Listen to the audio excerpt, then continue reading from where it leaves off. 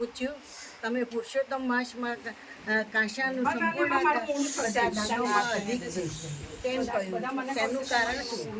નારાયણજીના પ્રશ્નોના જવાબ આપતા નારાયણે કહ્યું, એક વખત પાર્વતીજીએ પુરુષોત્તમના માસનું વ્રત કર્યું.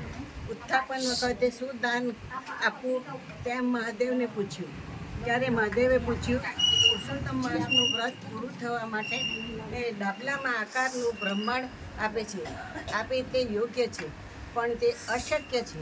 તેથી કાંસાનું સંપૂર્ણ વ્રત કરી તેમાં 30 પુડલા ભરી 7 તાતણાથી વીંટી વિદ્વાન બ્રાહ્મણને વિધિ પ્રમાણે પૂજી આપવું અને ત્યાં સુધી 30 સંખ્યાના જેટલા સપૂત આપવા.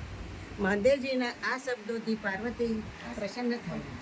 નારદજી આ સાંભળી બોલ્યા, સાથે જ આ કથા શ્રદ્ધાથી સાંભળવાથી તેમજ આ માસ વિધિપૂર્વક કરવાથી સર્વ સુખી મળે છે, ગોલોક મળે છે.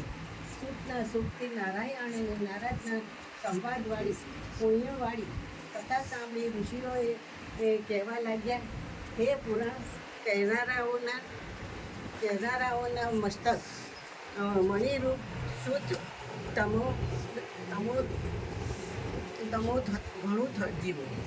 ઋષિઓના આ શબ્દો સાંભળી તેમના આશીર્વાદ લઈ પ્રદક્ષિણા કરી શુદ્ધજી પોતાના કૃત્ય કરવા ગંગા તરફ મળ્યા. ઇતિ બૃહસ્નારાયણ પુરાણમાં પુરુષોત્તમ મહાત્મ્યના કથાફળ શ્રવણ નામનો એક 30મો અધ્યાય સંપૂર્ણ.